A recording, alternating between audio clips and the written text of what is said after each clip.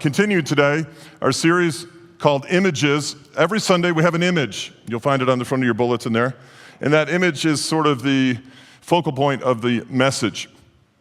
This past week we had a message last Sunday called Crispy Christianity, how to deal with spiritual burnout. And this was the image we used. It is a picture of Jesus on the front porch of a building, looks like in Italy. And we have a man with his head on the lap of Christ. His briefcase is open. His papers are askew. Quite frankly, the guy looks pretty fried.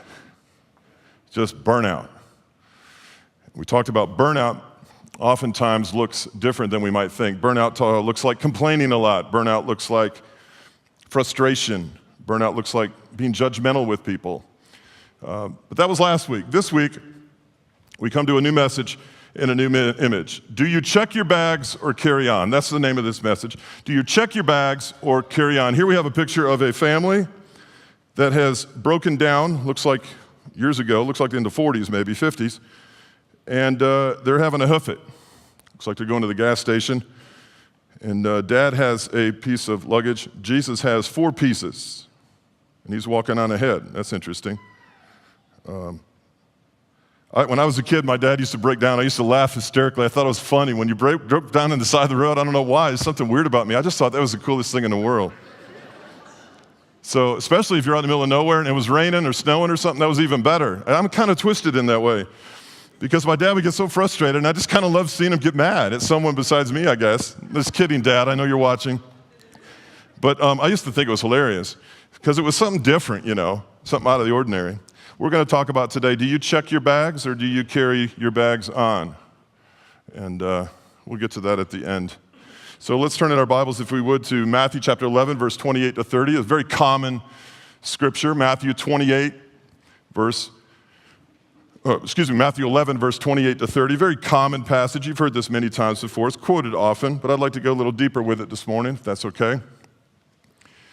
Matthew 11, 28 to 30.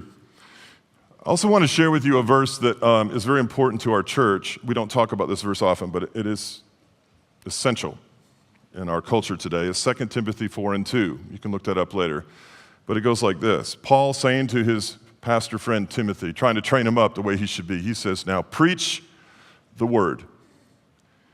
Be prepared in season and out of season, correct, rebuke, and encourage with great patience and careful instruction. The key words there, preach the word. In a world where people are deviating from the word, redefining the word, relaxing the word, diluting the word, we can ill afford to do so. We must preach the word. So having said that, this is my own humble attempt to be as clear, as simple, as focused as possible on a passage of Scripture, neglecting almost everything else, to simply preach the word that sets us free. So here we are, Matthew 11, 28 to 30. And I know you just got comfortable, but I think it kind of honors the Lord if we stand when we read his word. It's a respect. It's a sign of respect. Let's stand for the reading of God's word. We're going to read it in unison together. Matthew 11, 28 to 30. Let's do that. Come to me, all you who are weary and burdened, and I will give you rest. Take my yoke upon you and learn from me, for I am gentle and humble in heart, and you will find rest for your souls. For my yoke is easy and my burden is light. You may be seated. All right, let's break it down, shall we? The Word of God. Red letters even, Jesus speaking. Come to me, all you who are weary and burdened. All right, let's notice something. Come to me, he says. You would think that if someone's heavy laden and burdened and exhausted, you'd almost be more prone to go to them, would you not? I picture the guy on the porch. Like, he doesn't look like he's going to go to anybody. You would think, well, God will go to that person. Well, that's not what Jesus is saying here. You might be a little bit weary. You might be a little bit out of balance. You might be a little bit frazzled, but he's saying, come to me. I know you're tired. I get that. I know you toil. I know you're disoriented. I know you're confused, but he still wants you to come to him. That's interesting. There's something in that. So you're not so weary, so tired that you don't have the energy to come to him. What he's saying is, no, I want you to come to me. First thing you notice in that, come to me. Why is he saying that? Well, I think it's this. weariness and fatigue. Sometimes we don't even know we have these things because we're going like so fast, 90 to nothing all the time. We can't even stop to pause to get some feedback from ourselves on where we are. We're like going nuts all the time. We don't even know if we're tired. He says, come to me. Now, you can read this a couple different ways, like, hey, man, come to me. Or say, no, don't go over there, come to me. Don't go over there, come to me. And I think that's what this is. Wait a minute, like you're in the best place you could be. You're in need of me, you're in need of my intervention, you're weak, you're frustrated, you're exhausted. He said, no, come to me. Why is he saying come to me? Because we go elsewhere. Because our first inclination oftentimes is to go over there to get our needs met. Not him primarily, not him first, over there. Over there to what? Well, I don't know, Scotch on the rocks. Newfangled diet pill. Tylenol, something simple. A relationship, another marriage. We get empty, we get fried, we get crispy, right? And we have to go do something. We have enough energy to go elsewhere, don't we? And where do we go? We go to another person, another relationship, another job, another business, another purchase, another commission, another medication, another drink, another narcotic, another whatever, another affair, another marriage. We keep going. He said, no, come to me, come to me, come to me. It's almost like, hey, man, whoa, stop, come to me, come to me, come to me. It's about two things, distance and direction. Whenever you line up a putt, I usually have really long putts. My putts are usually to the back door. When you line up a putt, there's two things to keep in mind. Well, there's a lot to keep in mind. But distance and direction are the top two. How much distance do I have, and in what direction I'm going to hit it? And then you'll factor in the distance needs to be factored in based on slope and grade and cut of grass and a number of other things. But for direction, Christ is saying, come to me first. Now you think this is a big deal. Like, why are you talking about this so much? Because I see people going elsewhere all the time. That's why I'm saying it. Don't go to Facebook first. You say, what are you talking about? I'm saying every time we have a problem, the first thing we do is tell the whole world about it. The second thing we do, maybe the third, perhaps the seventh, is tell the Lord about it. Come to me, he says. Come to me before your prayer partner. Come to me before the church. Come to me first. He would really like to be primary. Come to me. Who? All. All. All. Everybody. There's no exclusion in this statement. There's no limitation. There's no exclusivity. All people who are weary. Everyone, come to me first, he says. Don't go to your government. Don't go for financial aid. Come to me first. You know, we have student debt that is going through the roof in this country. How much of that student debt would be alleviated and never even borrowed to begin with if every student in the country went to the Lord first for the provision for their college education? Who knows the answer to that? How would we ever know? We want immediate gratification with a God who's kind of slow on the uptake. And we don't like it, so we go elsewhere. But come all people. Fat people, skinny people, kids who climb on rocks, everybody come to this God. Come all people who are weary and burdened. And aren't we all at times? Aren't we all? And some of us are, and we don't even know it. Come to me, he says, everybody. If you're weary, I like the old King James, if you labor. I picture laboring. I drive to Florida sometimes. Some of you drive home to Florida, you drive right through those fields where those people are laboring in the fields in the heat of the summer in South Georgia. Laboring under the heat. You see the heat coming off the fields. You see the people moving about sort of slow and methodically doing their job. Laboring. He says, come on, everybody. Come on now. You come to me. All who toil, all who have burdens, all who grieve. He's including all these things. And boy, hasn't he experienced all those things. He had burdens. He grieved. He is a man of sorrows, acquainted with grief. And all those who are loaded down with unwarranted precepts. What is that? Sounds fancy.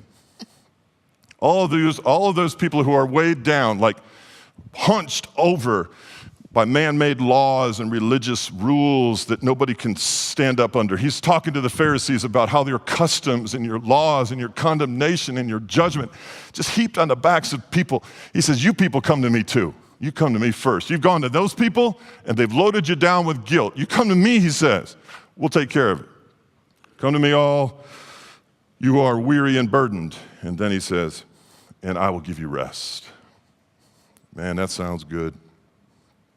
It really does. Rest. How do you give rest? You thought about that? Is it in a bottle? It was a pack? What is it? Jesus says, come to me, I'll just give it to you. Like, what is that? It's packaged, it's gift wrapped, it's in Tupperware? How does he give it to them? Does he just hand it to them? That doesn't make sense. How do you give someone rest? How do you give someone something they don't even know what it is sometimes? Well,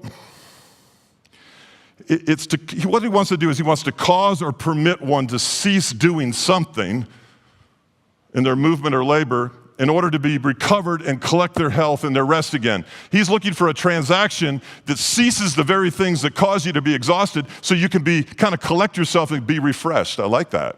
That's what he's getting at. He's trying to find out what the root of the exhaustion is and remove it. That's the implication in that word. Let's remove the root of your exhaustion. Let's stop doing that, and I'll give you something in exchange for it. In other words, Jesus is big on buying stuff from us. He bought our sin so we could go without it. Now he's looking to purchase, I like to redeem, like a coupon. I'd like to redeem this for your exhaustion, for your fatigue, for your confusion. You're disoriented, he says. Okay, well, how do you give this rest? And this is the thing a lot of people don't understand. You say, well, why make a big deal out of it? Because it is a big deal. Because it's the difference between you having rest and not having rest. That's why I'm making a big deal out of it. Rest isn't a thing. Rest is a person. Jehovah Shalom. He's not going to give you rest. He's going to give you a part of himself. And this is where we're back to the Holy Spirit again. How does he impart to a person something they need that they can't attain on their own? He has to give them part of himself. And we're back to the Spirit. There's spiritual answers for spiritual dilemmas, friend. And it's he wants to give a part of himself to you. It's Christ in you, the hope of glory. Christ imparts himself to us. This is what he's getting at. I like all the R words: revive, replenish, restore, recollect, recreate, recover. These are good words. I don't like the D words: despondency, depression, discord, divisiveness. R words are good. He wants you to have an R word. Pick one. I like restore and refresh myself. He says, I'm going to give you myself. Come, everybody, to me. I'll give you myself, because I know that's what you need anyway. And come to me first if you don't mind. And then he says, take my yoke upon you and learn from me. All right, let's look at a picture of a yoke. We'll talk about this.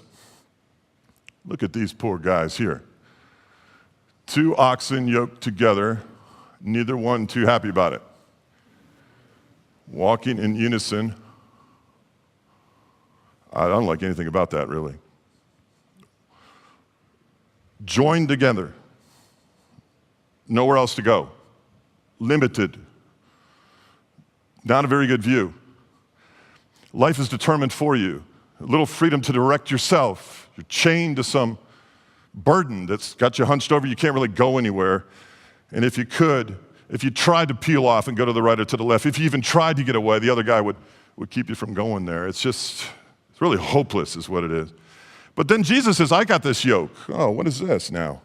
I've got a yoke, he says, and you can take that upon you. Okay, I'm interested. And when you have that upon you, you can learn from me. I like that. So here's the question. Is the yoke on you this morning? Not the joke, is the yoke on you? Are you yoked to your career? Are you yoked in a relationship? Are you unequally yoked? There's a bummer. One pulling more than the other? What happens when one pulls more than another? You go in a circle. You never go anywhere in life. Are you unequally yoked in a business partner, in a marriage, in a relationship, in a dating relationship? These are things I ask, because what he's looking for now, I want you to learn something from me, he's saying. When you're yoked to me, I'm going to teach you something. It's going to be about balance. Balance. Everyone pulling their own weight. Jesus has a yoke for sure.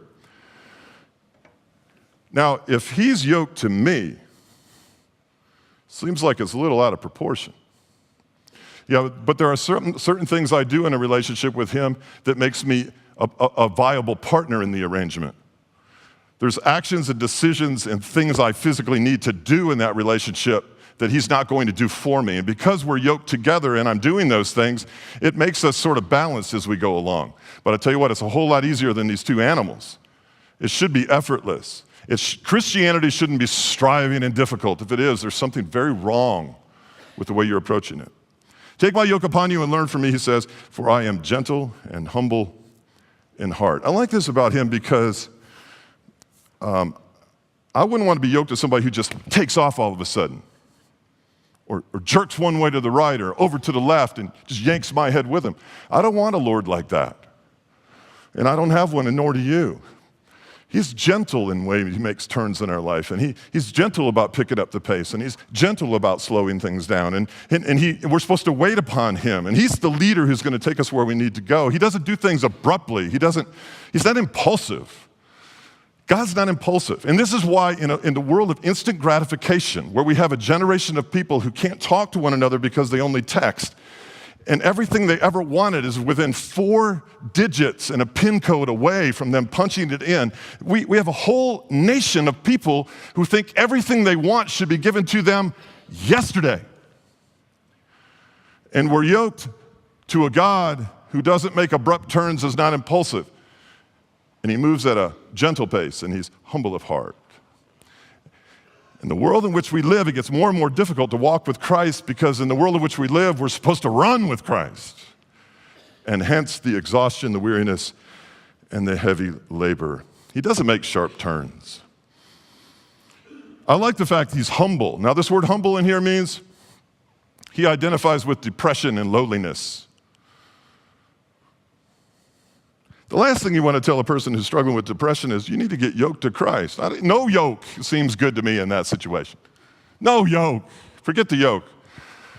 But he says, no, that's what you want to do, because he understands depression. He understands betrayal. He understands loss. He understands being alienated. He understands death. He understands sickness. He understands abuse. He understands shame. He understands anything. That's who you want to be yoked to, see, first, because he understands the pace in which he can go with you, because he's been there. He's gentle and humble in heart, and you will find rest for your souls. Here's where it is, man, the rest for your soul. Here it is. Not a kind of rest you get by going to Sandals in Jamaica. Not the kind of rest you get by going on a cruise. Not the kind of rest you have to travel around the world to pursue. It's a different kind of rest. It's a pervasive presence of peace and contentment, regardless of where you are, what you're doing, and what you're dealing with. That kind of peace. It's an abiding kind of contentment. That out of that you encourage others, and you coach others, you counsel others, you build one another up. That rest. And it's for your soul. Not your body, your soul, your mind at rest, your will at rest, your emotions at rest. Sounds good, doesn't it? Go on a vacation. You can't get this on a golf course. Well, I guess if you shot par, you'd probably come close. I wouldn't know. You can't get it on a golf course. It's elusive everywhere in the world, but here, in this moment. It's a mind at rest, a heart at rest, it's feelings at rest. It's at peace with the world. And you could be physically exhausted in the middle of all of it and still have all three of those. You actually could be on your deathbed and have all three of these rest issues. It's not limited to your physicality, your physical well-being, this kind of rest. God created the world and then he stood back and rested. It's not that he was exhausted. It's a kind of rest that causes you to want to just look and enjoy and reflect and like, all right, okay, all right. You see it when you see your grandchildren walking across the room or playing in the backyard and you look at them and everything else goes away and you look at them and you go, oh, wow, look at that. That's rest. Nothing else matters, but in that moment, you're at peace. He says, that's what I want you to yoke up to. I can do that for you, he says. Come to me first. Anybody, come to me first, and I'll give you that. More and more and more and more, I'll give you that. Stop looking elsewhere first, would you please? My soul at rest. It's recreation. What is recreation? Recreation. Bringing you back to where you were created, at peace as an infant. You didn't have too many issues in the infant, did you? No. That kind of peace, that's what he says he has for you. For my yoke is easy and my burden is light. It's manageable, he says. You don't have to kill yourself to maintain it. It's sort of an ongoing reality. I talked about this last week, the flow of grace. It's like getting in a river and being carried about. 1 Peter 2, 1 and 21, prophecy has not its origin in the will of man, but these men were carried along by the Holy Spirit. They got into the flow of a relationship with God and with others that afforded them this ongoing rest, contentment, peace, perception of the world that is healthy, effortless. There's an ease to it. This is what Christianity is supposed to be. We have to repurpose this Jesus into our life and get the heavy one off your back and put the light one on. Take off your old self and put on a new. Some of you grew up teaching your children legalism and you're paying the price for it. Sometimes it pushes people so far away you can never get them back. That's tough. This is a different kind of rest. So I ask you this question, do you carry on or you check your bags when you travel? Well, my wife and I have gone to Italy a number of times. We love it. And there's a restaurant over there that we feel is good enough to fly in 8 hours to get to. I don't know, it's kind of ridiculous. But anyway, she taught me and people that we travel with how to travel with one bag, really. It's a carry-on, no check bags, forget that. Just a carry-on. And you got to fold your clothes right and all that kind of stuff. So I don't check my bags often. But, you know, there is a time sometimes to check a bag. And sometimes you get one of these big honking things, man. You ever see those ones that come off the belt with all the duct tape on them and boxes with rope around them? Sometimes you just got to check. All right, so when I travel, I always carry this. This is with me everywhere I go. This is an old beat-up leather briefcase. The zippers came off 2 or 3 times, and then the strap broke, and so I took it to a cobbler in Silva, and he charged me like $15 to fix it because I didn't want to spend $160, $180 on a new thing, you know. So not all the loops and everything match, but who really looks at it? It's kind of beat up. Now, what do I carry on? When I walk on a plane and I have this with me, what do I carry with me everywhere I go? Things that I need immediately. Things that need tending now. Things that are important to me now. So what would be in here? Well, my computer's in here. I usually need that. Like this weekend, I went to Greenville with my family to go shop, and we throw this in the back because we usually go to Barnes & Noble and have to do something. Someone died over the weekend, and I had to call that family. I needed that contact information, or I got 3 weeks of sermons in here. I've gotten ideas I put in here. These things need tending to. I got issues about my family. I got my title to a truck we just bought. I got this Bible that I use on a regular basis. These are now things. So yesterday, we talked about when we're going on vacation this summer, you know. This is my carry-on, right? I carry these things with me because I can't put them off and they need tending to. And I have to tend to them. I have to do things with this bag. I'm doing films for the children's ministry, and I'm learning about children's ministry. So, oh, and here are my Tums. I got to have Tums. Because some of you people give me heartburn. That's a carry-on. That's a true carry-on. Now, when you check a bag, what is that? That's taking what you have, and you don't need it all the way. You don't need it right now. And you're going to put it in that bag, and you're going to entrust it to the care of another person, and sometimes pay them money for it. So you're going to pack your stuff up that you don't need with you. You don't need to carry with you. You don't need to carry that on your back. And you're going to give it to someone who's going to care for it for you. Well, here it is. There are some things in life that we need to carry, burdens we need to carry. And there's a lot of them he needs to carry. And we need to entrust to him. Because we can't carry him anymore. It's too much. We get too weighed down, we get weary, and then we get out of balance. We start walking in circles. We look up 10 years later and we haven't gotten anywhere. There's some burdens we need to check. Now, what's the difference between these things? Well, this is about 30 days for me, man. Anything over 30 days, I ain't putting in here because I don't want to carry it around with me. What would go in there? Spiritually speaking, a stupid business decision I made years ago and lost a bunch of money. Can't do anything about it. Let's put it in here. Inmates are watching this. What did you do to get in prison 10, 15 years ago, 6 years ago? Who did you rob? Who did you hurt? Hey, man, you got to put it in here. You can't. It's done. You've got to fold it up and prepare it. You've got to ask for forgiveness, and you've got to put it in there, and you've got to entrust Christ to carry it up the road for you because it's too much. Too much condemnation, too much guilt, too much nightmares, too many cold sweats in the middle of the night, too much worry and anxiety. You got to check that bag.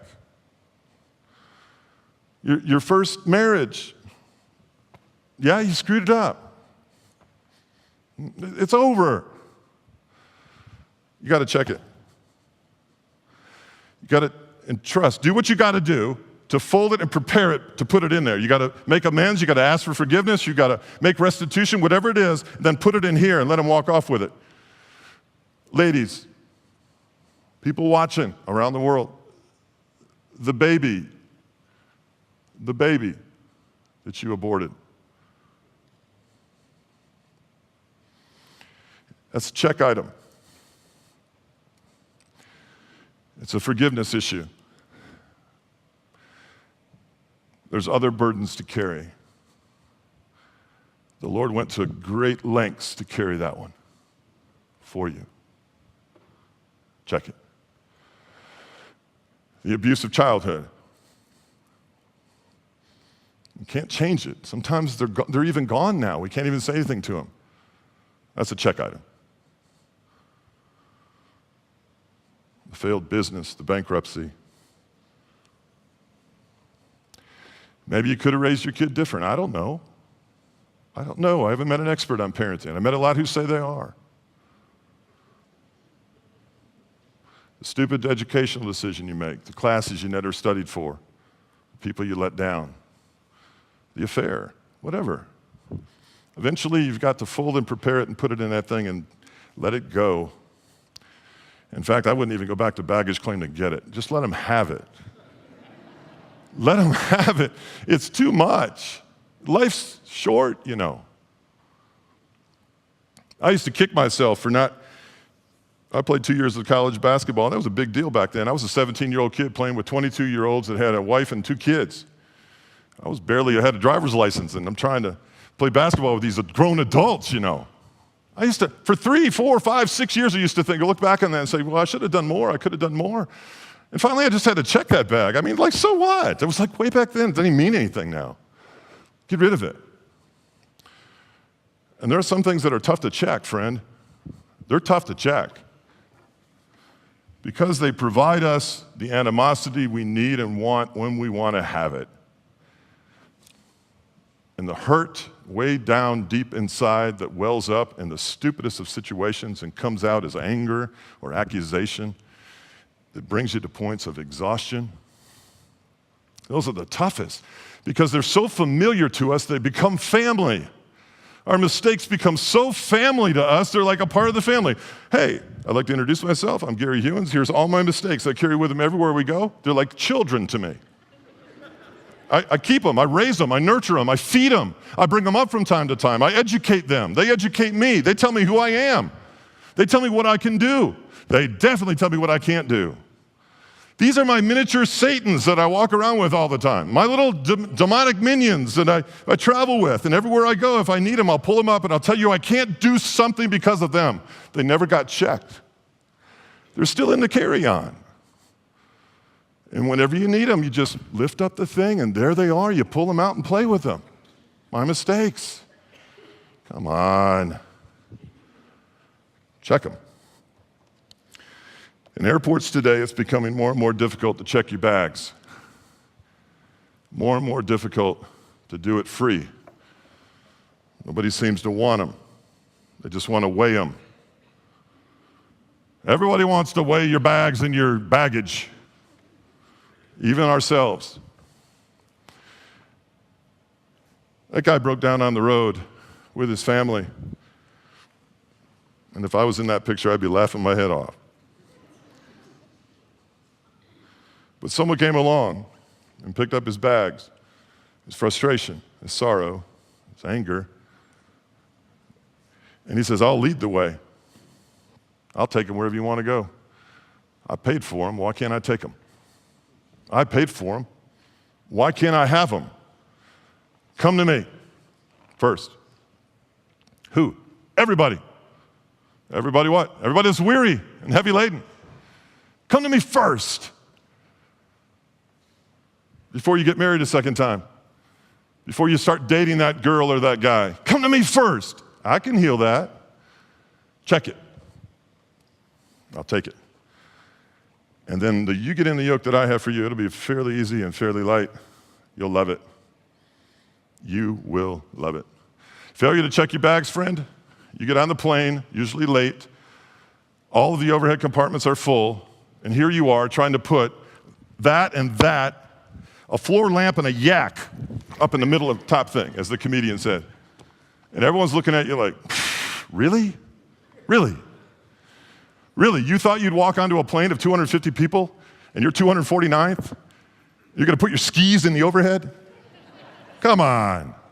Check your bags, friend. Check your bags. Come to me, all who are weary and heavy laden, and I will give you rest for your soul. Think about that. Think about what you carried in here, and I want to encourage you to think about what you're going to carry out, because there's too much going on around this place. There's too much. We're going to miss our plane for too much weight.